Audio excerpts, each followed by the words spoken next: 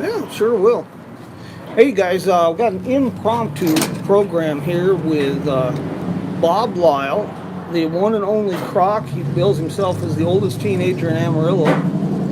And Jim Livingston from I Am Route 66. Folks, how are you guys doing? You've been doing the Reader's Digest condensed tour of Route 66 here. Yeah, I think it's something even more condensed than that. It's been a 3-ring circus and a zoo.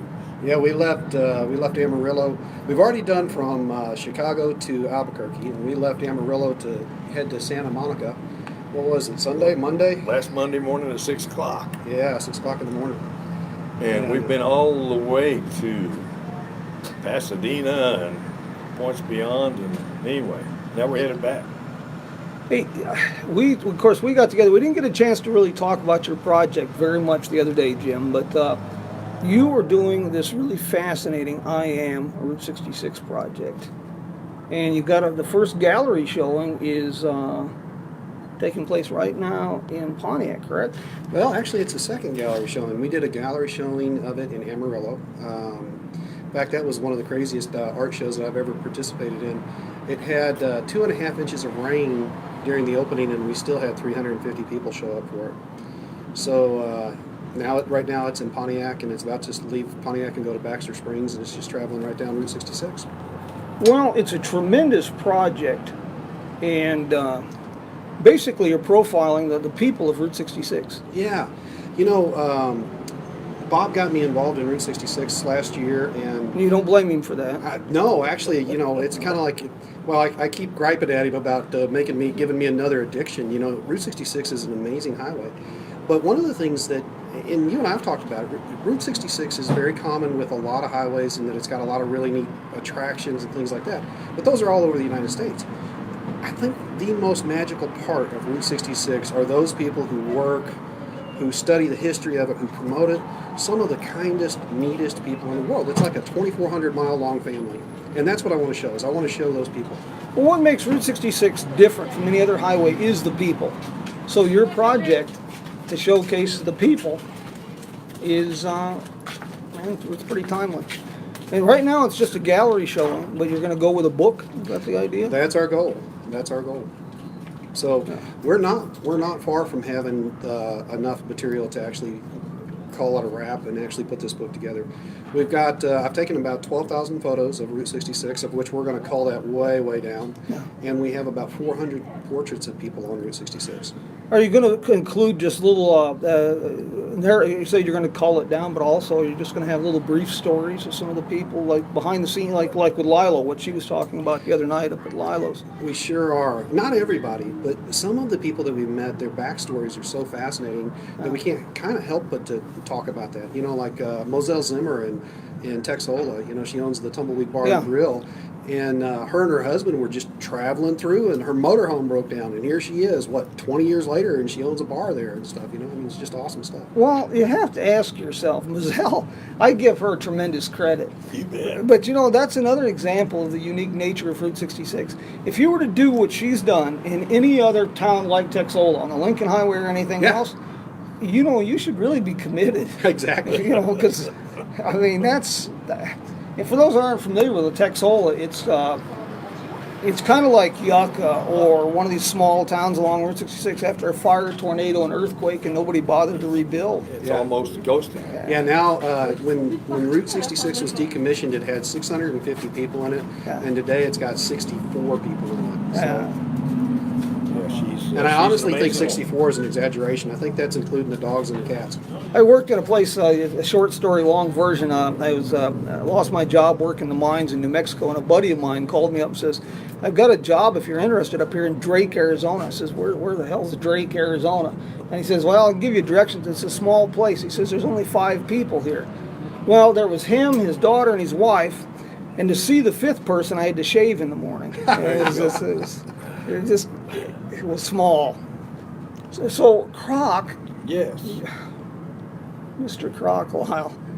Croc is Mr. Amarillo, shall we say? Or? Well, not really, but I'm heavily involved in historic Route 66 in Amarillo. We'll put that with the promotion to the city, to the county, to the state. Yeah, this is what I do, and I do other stuff. But Well, Jim couldn't have found a much better guide unless he took me along to run Route 66 for this trip. You, me, and 2 or 3 other people. Yeah. Michael Wallace, maybe Jim or Jerry McClanahan, but we're among the top. How many? 4 or 5 or 6. Oh, there's a herd of people out there that know this old road pretty good and the people. Yeah. And like old Efren Lopez and some of these others who are just picking up steam running up and down this road like crazy. And a lot of people from outside of the United States, Sam Murray and Dries, and a lot of people that are coming over here, they're just falling in love with it. Wolfgang, we met for dinner the other night. Yeah, Wolfgang just wrote a book on Route 66, and of course Dries has a guidebook to Route 66. I have Dries's book because I'm in it.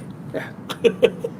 How much do you have to pay for that? 25. 25 to get in the book? No, 25 to buy the book. No, being in the book was a freebie. Man, he doesn't even know it when I dig on him.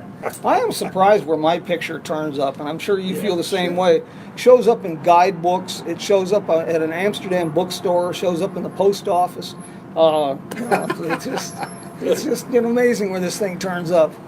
Guys, I'm really excited about the project here because this is showcasing the people of Route 66 is what it's about. We're very excited about it too. And yesterday evening we met with Albert Okura, the mayor of Amboy, and we were hoping maybe he would say, "Hey guys, let me finance this project for you," but unfortunately he didn't.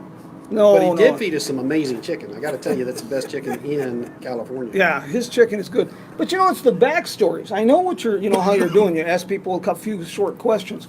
But I think what's going to make the book really of interest is the backstories, like Albert Okura's backstory or Efren Lopez's. Yeah, I agree. And some of the backstories, like Bob's, no, you don't want. You'll probably make money because you just charge him not to put his story in there. One of the things I tell people all the time is, if you remember right, I had you hold your answers up as kind of a visual reminder. That way I could remember that those answers were yours. And I tell people all the time, you do not want me to mix Bob will divorce you.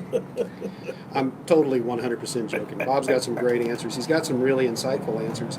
But, some of the answers are just wonderful. The 3 questions are I am, I regret, and before I die. Yeah. Get some crazy stuff. Yeah. Sometimes you get some stuff you scratch your head and say, why did they say that? Yeah. We had a lady in Vega, Texas, whose regret was, I regret not getting bigger boobies. That was her regret. And, so the first thing I have to do is I had to ask her, I was like, holy smokes, what's going on here? And her backstory is really amazing. She had breast cancer. She had a double mastectomy. And she deathly ill. And so when it was all said and done, she, the insurance paid for reconstructive surgery and stuff like that. And she's standing there looking in the mirror and she's like, why didn't I go bigger? So, but when you read that, you laugh at it. But it's when you hear the backstory, you realize that really and truly, that's a testament of accomplishment. Well, I've been involved in kind of a smaller project, this and the podcast, and I've been tinkering with it. It's been Mayberry Television. I'll never have this thing professional, but I wanted a little polish on it, so it wasn't upside down and everything. Right. But I want to talk to the people on the road, just like what you started here, because the people are what makes this thing. Oh, absolutely. And the fascinating is, are you familiar with the Wild Hair Cafe in Elkhart, Illinois? Yeah. Peter Niehaus and his wife. Right. Amazing story. I mean, the first time I met the guy, I wasn't sure if he was a janitor or he was Santa Claus. He was a real rotund guy with a white beard. And cousin of mine, actually, right? He's actually a Dutch hydraulic engineer. Oh, wow. That worked in South Africa for about 20 years. His wife is an internationally acclaimed mural artist. His hobby is woodworking. And he bought this bank, 1907 bank in Elkhart. And when they tore down the school in Lincoln and different things, he bought all these old wood cabinets to trim and refinished everything and created this restaurant in Elkhart, Illinois. How cool. Well, guys, I won't tie you up. I know you got to get on the road. We could do this. My wife says I can do this for hours, even if I'm the only one in the room. That's true. But I don't want to tie you up. I know you're headed for Seligman tonight. Going to Seligman tonight, and hopefully, if everything works, we'll be in Moriarty tomorrow night before we go home Sunday. Yeah. We're going to hopefully spend the night at the Sunset Motel in Moriarty. Oh, that's what Family owned and operated. And then go down the street to Sierra Blanca Brewery for a party tomorrow night. Yeah. Deborah down there at the Sunset. She's a sweetheart. That is a great motel, and you know that's another one of those properties that just she's quiet, and she's just there. Built by the family. I mean, originally the hotel was like built by the family, literally. How many original one owner motels are really? I mean, that were true Route 66 motels. How many of those do you think there are out there? That's a good question. I thought I only know of one. And that's the Sunset. Yeah, I can't think of anybody else's. Another one, but Yeah. Because there may be one somewhere. you can't be any younger than I am and be associated with Route 66 when it was Route 66. Right. So you got to be at least as old as Rope, almost as old as Rope to. Did I tell you I took him by the Pine Breeze Inn? Just let him see the Pine Breeze Inn. Yeah. And we got photos.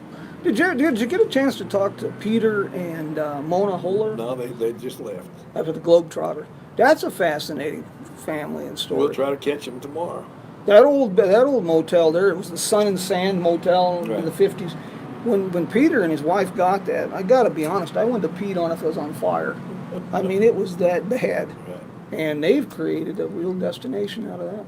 We'll try to catch him tomorrow.